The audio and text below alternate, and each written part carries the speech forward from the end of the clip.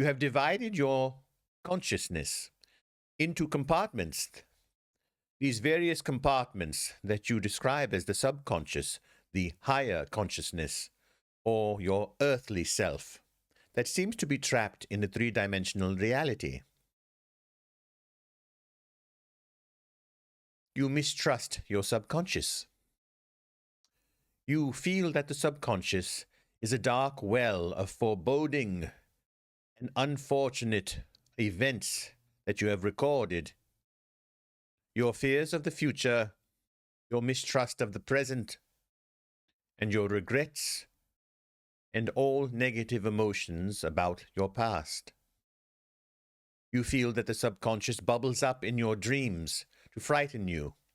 You wonder if the negative forces are truly separate entities or demonic forces. You wonder if these are versions of yourself. You wonder what reality is.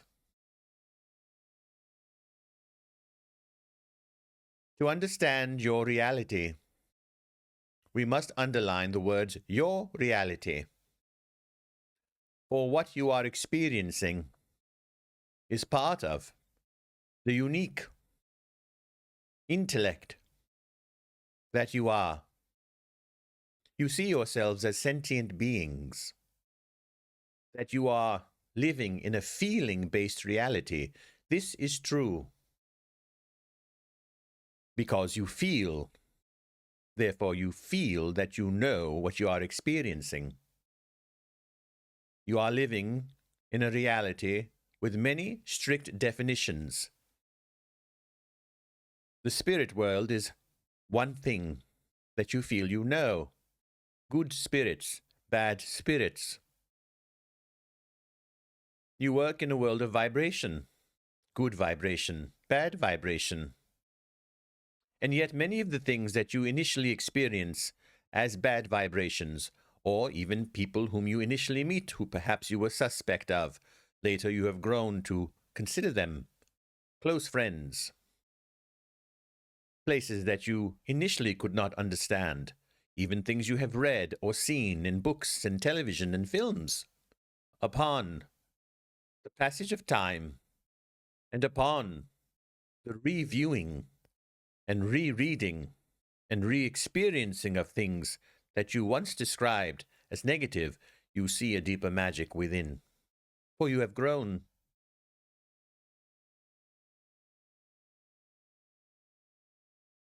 As you have defined everything in your reality as linear, from the position that we are in, no longer in the physical reality that you regard as life, language can be challenging. For you see, language itself is linear, that each word that comes after the next will then be forming what you do not or do expect. Then meaning from your pre-programmed memories and your willingness to discover new concepts is experienced. And so you are waiting for each word to come after the next. That is how language functions. To have complete sentences, therefore, you may find meaning in them. And yet, as this transmission is occurring with the channeler that is sitting in front of you, the channeling is a translation.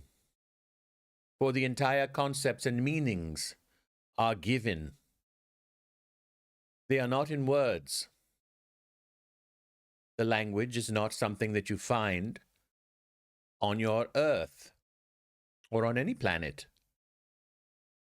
The entire concept, meaning, and essence is telepathically transmitted and formed into words that the channeler themselves have in their databanks of their physical brains. And so, while this transmission can be challenging, it has not prevented the creation of great works of art from artists who have channeled the visions that were appearing to them, and as they began to paint upon the canvas, more colors came to them, and the fluidity of their hands and the surrender of their entire being to where the painting can go is like a poem that is unfolding as the emotions are coming forth. And that is why creation is so important to all of you. For when you are creating, you are fully alive, and when you are not, you feel that you are dying. This is true. For in every moment that you are wishing to feel better or seeking out pleasure, you are creating a new energy. And so, yes, you are pleasure seeking and pain avoiding. But in that duality of pleasure and pain, you begin to cut yourself off from the deeper magic that could be hidden in painful circumstances and therefore opportunities.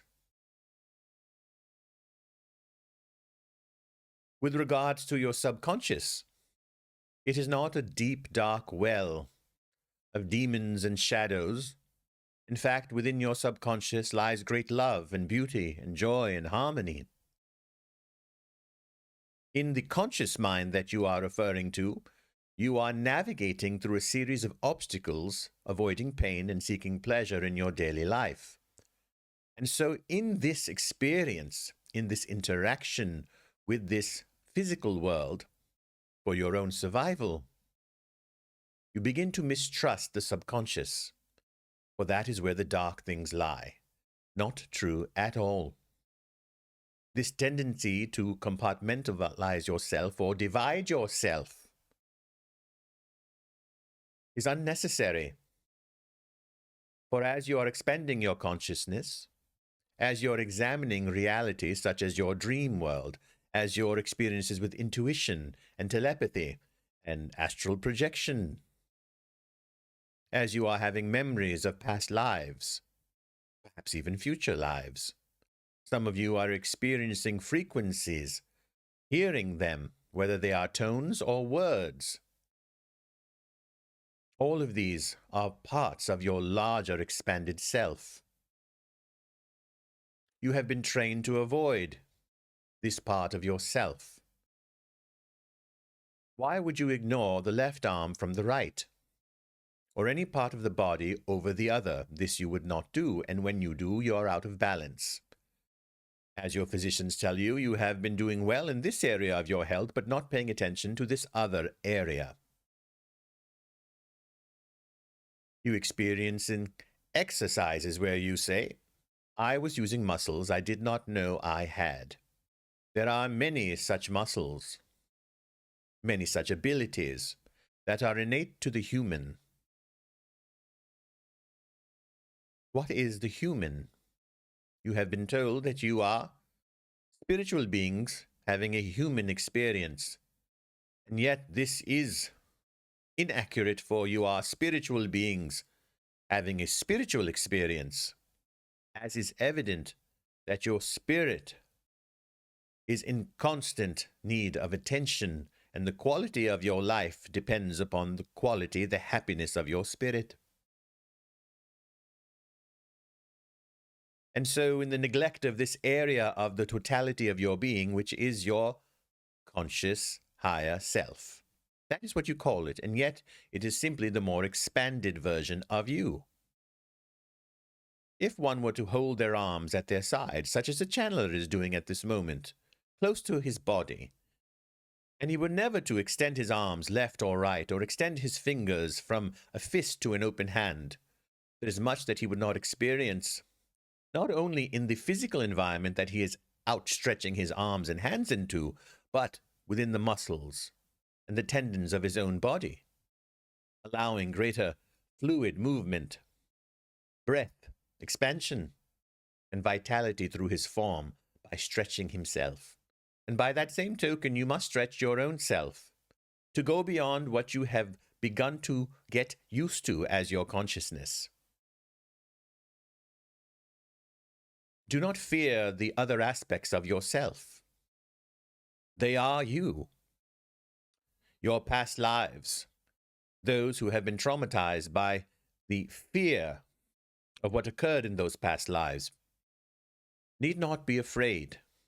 You have survived many lifetimes, and you will survive this one as well. You have chosen to be the version of yourself that you are. Every lifetime that you've experienced before has used all of their energy, mustered all of their vital life force to become the version of themselves that you presently are being. Do not long for a glorious past that you have imagined in a past life. And do not be holding your breath, waiting for the fear to go away of the traumatic past life that you experienced. You have survived every one of them. You have died more times than we would care to mention, and you have been born more times than we would care to mention. Death, you see, is the door frame. When you pass through it, you are only in it for a millisecond. And so there is no death, but by your terminology, the death would be simply the very exact moment that your body was in the center of the door frame, moving from one room to another. The metaphor of the doorway, the portal, is often used in your spiritual growth. You have been told to know that the walls are not walls, but they are doors. They are not there to block you, to obstruct you. Yet if you feel around for the doorknob, you will find it and turn it and discover that the walls are doors. We are here to tell you that the door is not attached to any walls, nor a ceiling, nor a floor. The doorway that you think you are standing in front of, that has you separate from the version of yourself or the experience in life that you wish to experience by walking through that door, does not exist. It is simply a door frame. Imagine in your mind a door frame in the middle of a field, not attached to any walls or a home, not attached to a floor or a ceiling, simply a door frame. And you could walk around it and walk through it and see that it has no bearing and no way it can define you to the endless and limitless possibilities of what you are. Allow that doorframe to disappear entirely. See yourself at this moment standing in an open field, and in every direction there is light. You do not need to walk forward. Sit yourself down and breathe. At this moment, we are transmitting to each and every one of you who is receiving this transmission an open hand to step across your own resistance, to breathe deep into yourselves, to allow and to receive through the breathing and calming of your entire being. Your freedom shall be experienced like this. You are free when you are no longer running from anything, and you are free when you are no longer chasing anything.